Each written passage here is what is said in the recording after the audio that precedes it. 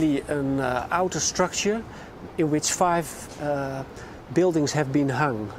We're now standing on top of one of those buildings, and this is going to be a garden which doubles up as a refuge floor in case of emergency.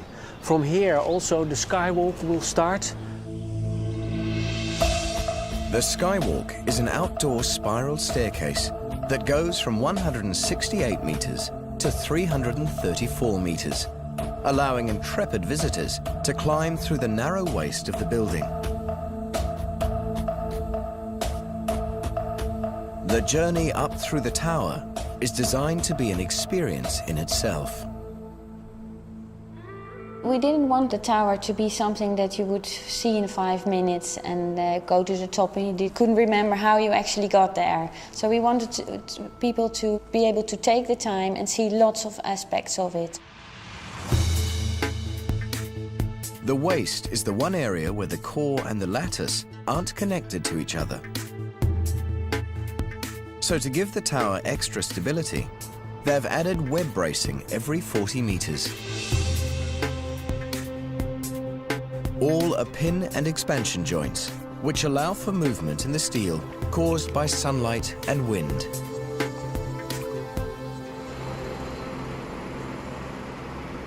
Down below, the Favel Favco M440D crane delivers another shipment of skywalk pieces. Then an even larger Favco takes over. The M900D delivers them into the body of the tower.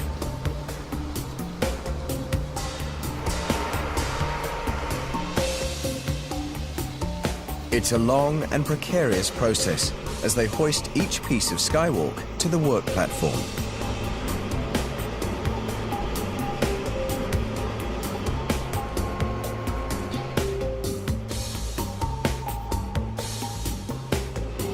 Inside the tower, avoiding collisions with the web bracing is like threading a needle.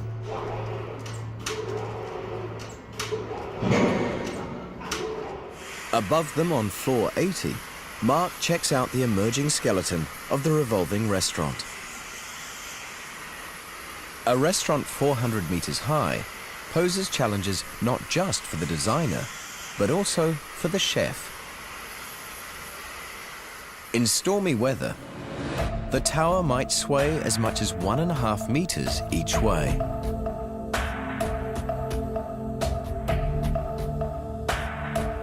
It means that you cannot design anything that would give people visual clues about that they're actually moving, because that is one of the reasons why people feel sick, because they see things kind of unusual that they're not used to. So for instance, you could not have any chandeliers in the restaurant because they would just sway above your table.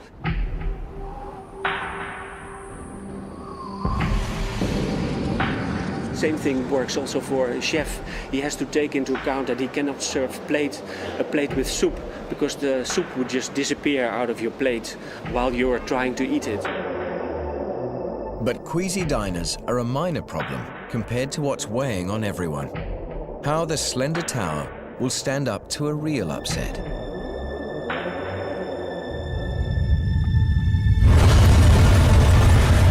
Memories of the 2008 Sichuan earthquake are still raw.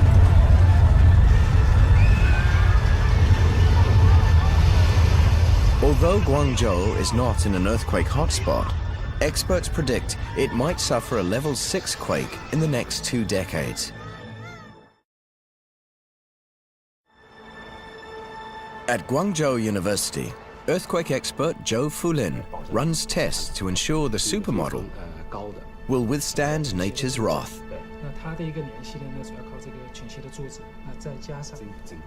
More than the occupants' lives are at stake.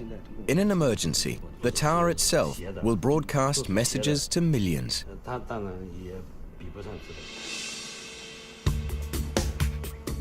Working for almost 3 months, Zhou's team builds a scale model over 12 meters tall, 1/50th the size of the tower.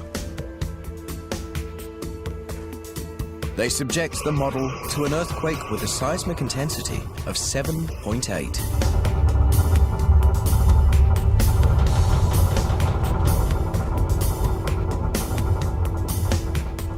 They find weaknesses in the antenna and the waist, but nothing that would jeopardize its structural integrity.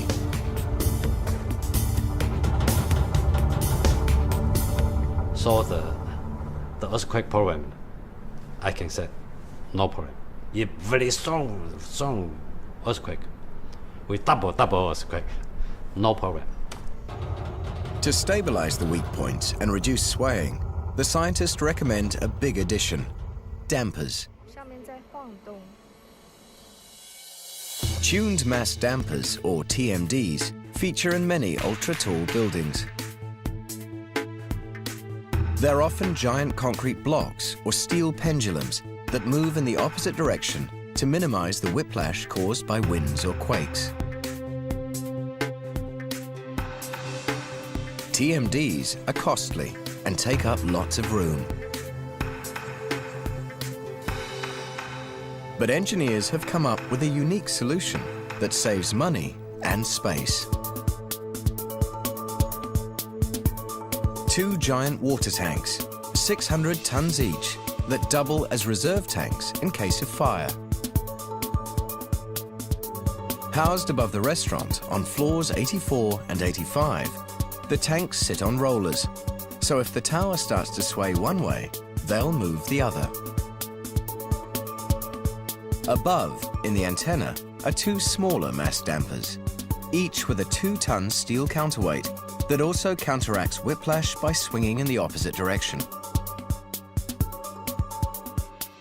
If the building move there, and this mass will again, so can reduce his vibration. Together, the dampers will reduce vibrations from wind or earthquake by up to 50%.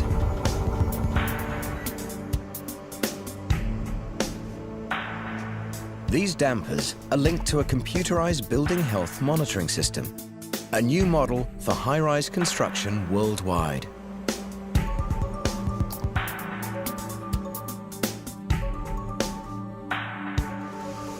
As construction proceeds, more than 600 sensors testing everything from vibration to temperature are embedded in the steel columns and the concrete core.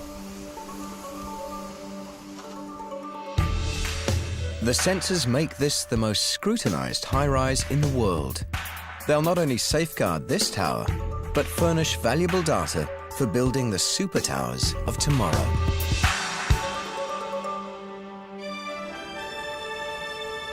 Safeguarding the structure also means protecting the lattice against corrosion.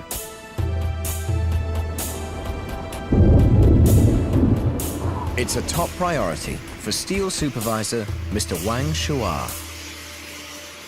The paint job for the steel lattice on the Guangzhou TV tower has some strict requirements. It's more or less similar to a paint job in the shipbuilding industry. Most of the painting has been done at the factory, but every joint on the steel lattice must be finished on-site. First, each weld is sandblasted to remove any rust. Next, a protective coating of aluminium, the same kind used on bridges. Then 3 coats of paint go on every joint. Shifting to the next column at 450 meters above ground takes nerves of steel. One decision remains up in the air: the final color.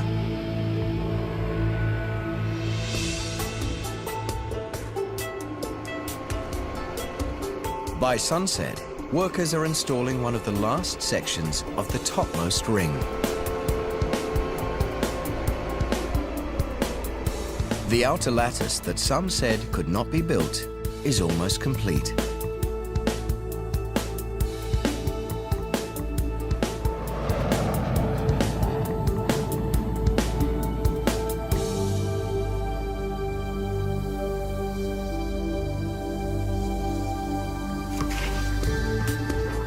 The day shift can relax.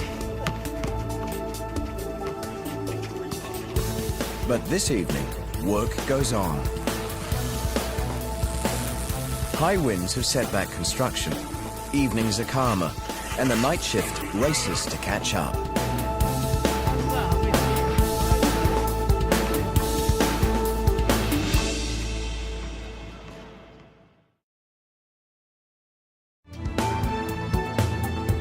Designing windows for a building with a twist posed an unusual challenge.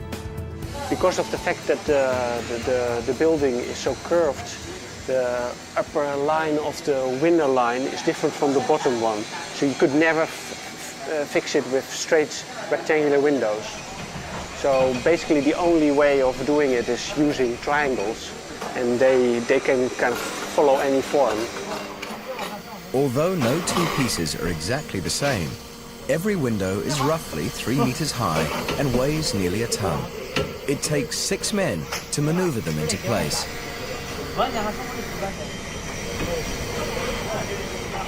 Cut to precise specs at the factory, the windows slot together like a giant set of shark's teeth.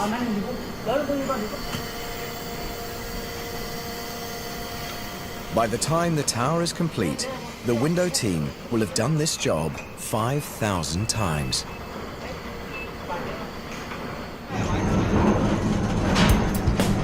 Throughout construction, the only way up and down the tower is in the makeshift lifts. They move everything that can't be hoisted by crane. William Wong and his team from Arup, Hong Kong, have the challenge of designing the regular lifts for such a slender tower. There will be a lot of tourists coming to the tower, 10,000 a day maybe. So the lift vertical transportation requirement is very high. But at the same time, because the core is very thin, so we have to think about how to stick this so many lifts into such a thin core. The answer is double-decker lifts. They can carry twice as many people in the same floor area. When the tower opens in 2010, 2 double-decker high-speed lifts will whisk visitors straight to the top in just over a minute. A second set of double-deckers will provide a more leisurely journey. They'll give visitors a strong sense of the building's height and unique structure. And that is kind of what I found missing in some other buildings. Often they use the fastest lifts, while actually the slowest lift will give you much more of an intuitive feel of the height of the building. But the lifts are far more than simply passenger transportation. After the 911, people were concerned in case of accidents or fire, how are we going to evacuate people from such a different height levels back to the ground level?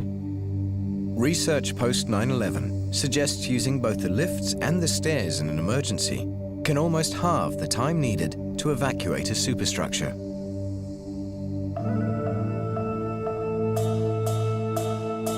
In the Guangzhou TV tower, visitors can use the fire-protected stairways to escape the building.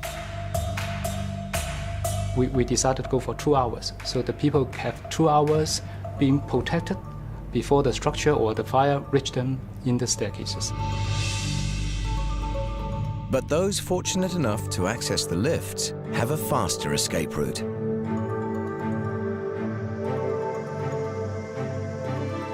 Computer simulations show the high-speed double-decker lifts can ferry 840 people from the top of the tower to the ground in just 1 hour.